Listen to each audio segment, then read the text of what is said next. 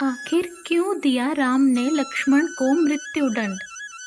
ये घटना उस वक्त की है जब श्री राम लंका विजय करके अयोध्या लौट आते हैं और अयोध्या के राजा बन जाते हैं। एक दिन यम देवता कोई महत्वपूर्ण चर्चा करने श्री राम के पास आते हैं। चर्चा प्रारंभ करने से पूर्व वो भगवान राम से कहते हैं कि आप जो भी प्रतिज्ञा करते हो उसे पूर्ण करते हैं।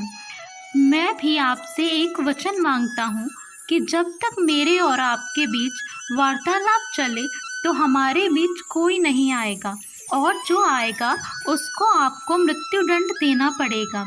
भगवान राम यम को वचन दे देते हैं।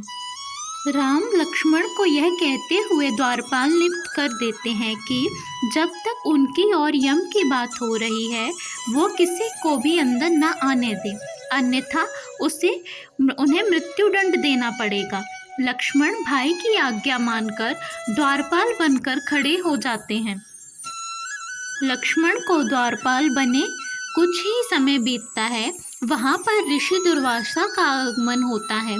जब दुर्वासा ने लक्ष्मण से अपने आगमन के बारे में राम को जानकारी देने के लिए कहा तो लक्ष्मण ने विनम्रता के साथ मना कर दिया।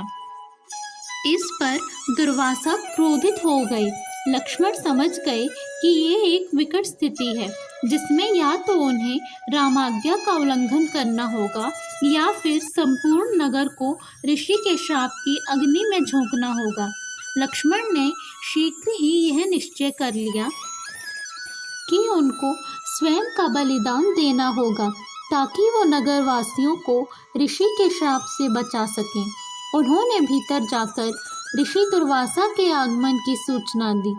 भगवान राम ने शीघ्रता से यम के साथ अपनी वार्तालाप समाप्त कर ऋषि दुर्वासा की आगभगत की, परंतु अब श्री राम दुविधा में पड़ गए क्योंकि उन्हें अपने वचन के अनुसार लक्ष्मण को मृत्युदंड देना था।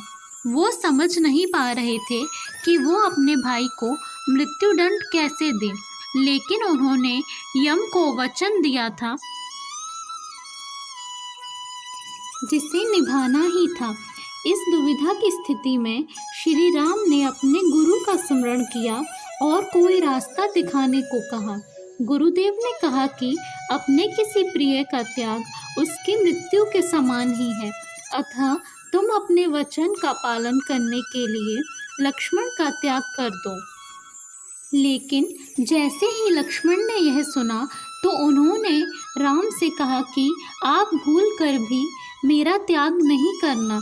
आपसे दूर रहने से तो अच्छा है कि मैं अपने वचन की पालना करते हुए मृत्यु को गले लगा लूं।